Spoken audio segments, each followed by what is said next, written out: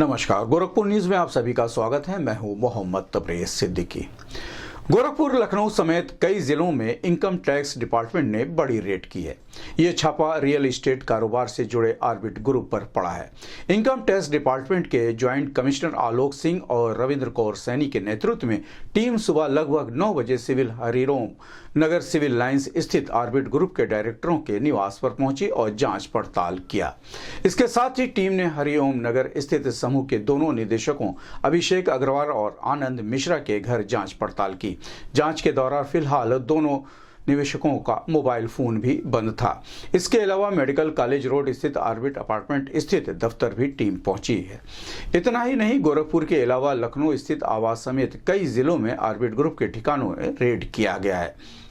अचानक चर्चा में आया ऑर्बिट ग्रुप। दरअसल ऑर्बिट ग्रुप का काम ऑटोमोबाइल्स के साथ रियल एस्टेट में पिछले कुछ सालों में तेजी से बढ़ा है। शहर भर में लगातार 2 दर्जन से अधिक कमर्शियल बिल्डिंग और कॉम्प्लेक्स बनाकर इस समूह ने तेजी से न सिर्फ अपना प्रसार किया है, बल्कि शहर भर में अचानक ये समूह चर्चा में भी आ चुका है। शहर में 2 दर्जन से अधिक कमर्शियल भवन व कॉम्प्लेक्स इस समूह ने बनवाए हैं। इनके पास ऑर्बिट के नाम से ही मारुति की गाड़ियों का शोरूम भी है। समूह से जुड़े दोनों निदेशकों अभिषेक अग्रवाल और आनंद मिश्र के मोबाइल बंद हैं। पिछले लगभग 7 सालों में ऑर्बिट समूह ने कई बड़े भवनों का निर्माण किया है। बड़ी कंपनियों के शोरूम एवं रिटेल स्टोर इन भवनों में हैं। सभी प्रमुख स्थानों पर इनके भवन नजर आते हैं। मेडिकल रोड पर एक अपार्टमेंट भी बनवाया है। आयकर की टीम ने गोरखपुर में दोनों निदेशकों के आवास, मेडिकल कॉलेज रोड स्थित कार्यालय और लखनऊ स्थित आवास पर भी जांच शुरू की है।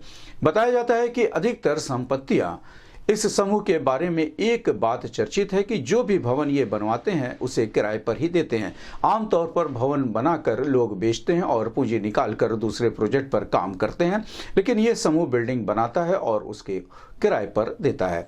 उसके बाद दूसरे प्रोजेक्ट पर काम शुरू हो जाता है। गोरखपुर में यह समूह सबसे तेजी से उभरा है। एसपी ट्रैफिक संजय कुमार ने गोरखपुर महोत्सव की तैयारी पर कहा कि गोरखपुर महोत्सव को देखते हुए ट्रैफिक पुलिस ने विशेष तैयारी की है। गोरखपुर महोत्सव स्थल पर जाने वाले वाहन पैड़लेगंज से प्रवेश होंगे।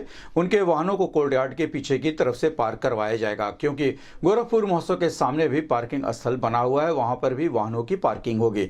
हमारा प्रयास रहेगा कि किसी भी चौराहे पर जाम की स्थिति ना बने। सभी वाहन पार्किंग स्थल में ही पार्क होंगे। इसलिए मेरा गोरखपुर महोत्सव में आने वाले नागरिकों से अनुरोध है कि वो अपने वाहन को पार्किंग स्थल में ही पार्क करेंगे। कहीं भी सड़क के किनारे वाहन को पार्क नहीं करेंगे। जो स्थान निर्धारित है वहां पर वाहन को पार्क ना करें। नागरिक निर्धारित रूट पर ही चलें। यदि कोई गलत लेन में वाहन को चलाएगा तो उसके खिलाफ कार्रवाई भी की जाएगी। एसपी सिटी अभिनव त्यागी ने गोरखपुर महोत्सव की सुरक्षा व्यवस्था पर कहा कि गोरखपुर महोत्सव को ध्यान में रखते हुए भारी मात्रा में फोर्स लगा दी गई है। बाहर से जिस फोर्स की मांग की गई थी वो हमें मिल गई है।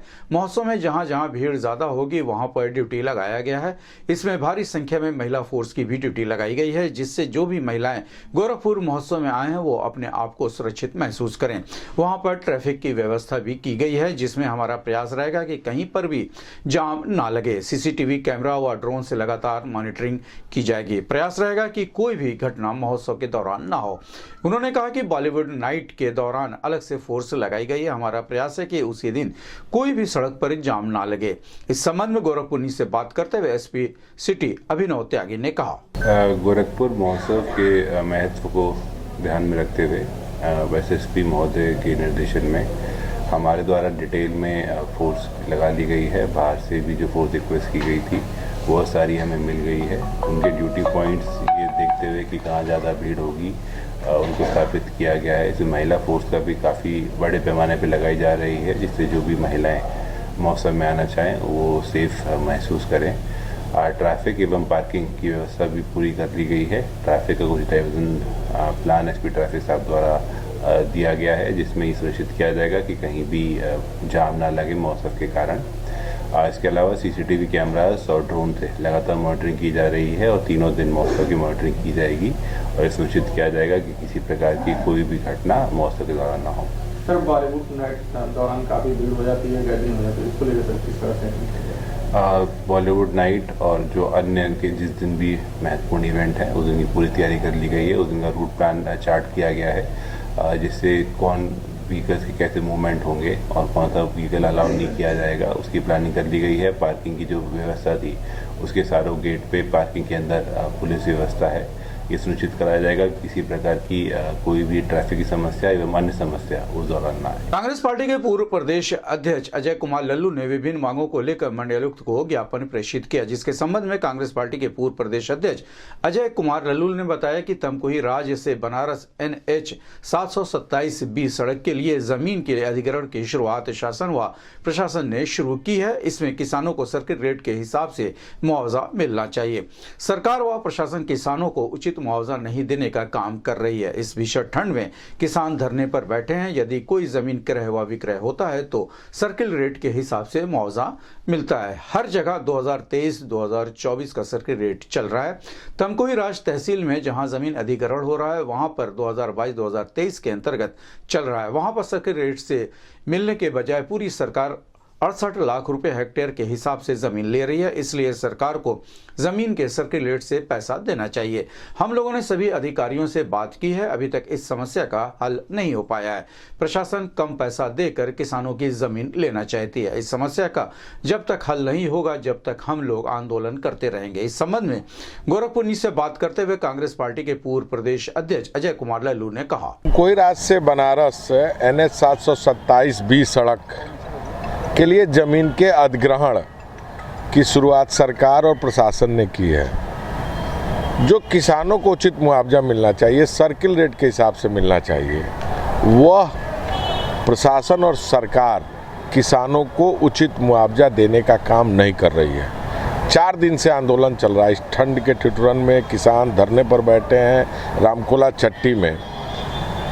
स्थानीय रूप से अगर आप देखेंगे तो 1 एयर से 65 एयर जमीन अगर क्रय विक्रय होता है तो 2800 रुपये वर्ग मीटर जो सर्किल रेट है। दूसरे तहसीलों में यही 2023-24 का सर्किल रेट चल रहा है। और हमारे कुशीनगर के तमकुही राज तहसील में जहाँ जमीन अधिग्रहण हो रहा है वहाँ जो जमीन अधिग्रहण की प्रक्रिया है 2022-23 के अंतर्गत चल रहा है। जहाँ तक जो हमें वर्ग मीटर सर्किल रेट है 1 से 65 एयर तक 2800, उससे हिसाब से मिलने के बजाय पूरी सरकार हेक्टेयर 68 लाख रुपए हेक्टेयर के हिसाब से ज़मीन हमारे ले रहे। जब आप हमारा छोटा हिस्सा ले रहे हैं तो जो सर्किल रेट होता है, जो क्रय विक्रय होता है रजिस्ट्री ऑफिस में होता है, उसी रेट के हिसाब से आपको हमारा ज़मीन का पैसा देना चाहिए। लेकिन पूरी तरह सक्षम अधिकारी चाहे कलेक्टर हो, ADM हो, SDM हो, सबसे बातचीत करने के बाद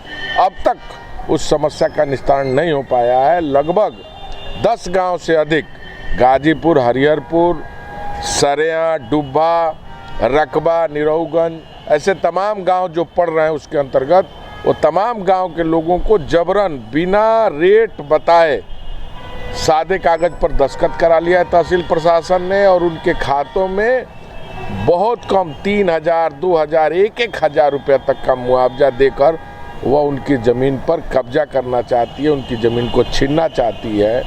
हम सब लोग आज कमिश्नर साहब के आए हैं, उनसे वार्ता करने, उनसे समय लिया था हमने। बातचीत होगी और निश्चित तौर से जब तक हमारे ज़मीन का उचित मुआवजा सर्किल रेट के हिसाब से नहीं मिलता है तब तक हमारी। अपर आयुक्त कुंवर बहादुर सिंह की अध्यक्षता में यूनिसेफ द्वारा महिला एवं बाल विकास के मुद्दों पर प्रदेश सरकार की तरफ से चलाई जा रही योजनाओं की समीक्षा बैठक आयुक्त सभागार में सकुशल संपन्न हुआ। इस दौरान पोषण विशेष रवि नारायण सिंह ने कहा कि संयुक्त राष्ट्र बाल अधिकार सम्मेलन की 35वीं वर्षगांठ एवं यूनिसेफ द्वारा भारत में बच्चों के प्रति प्रतिबद्धता को संगठित करने, अभिसरण करने और उत्प्रेरित करने हेतु स्टेक होल्डर्स की ये बैठक समय समय पर होती रहती है। हमारा प्रयास रहता है कि महिलाओं व बालिकाओं को उनके हक व अधिकार के प्रति जागरूक किया जा सके। इस अवसर पर जिला कार्यक्रम अधिकारी Abhinav Kumar Mishra, senior project consultant Suresh Tiwari सहित अन्य अधिकारी मौजूद रहे। एक तो है राइट टू सर्वाइवल, हर बच्चे को जीने का अधिकार है, जन्म लेने का अधिकार है। जो हम लोग जानते होंगे जो हेल्थ से थोड़ा जुड़े हुए हैं, एक PCPNDT एक्ट भी है जहाँ पे हम लोग सेक्स डिटर्मिनेशन करते हैं। अगर लड़की है तो खासकर उनको फीमेल फीटिसाइड होती है।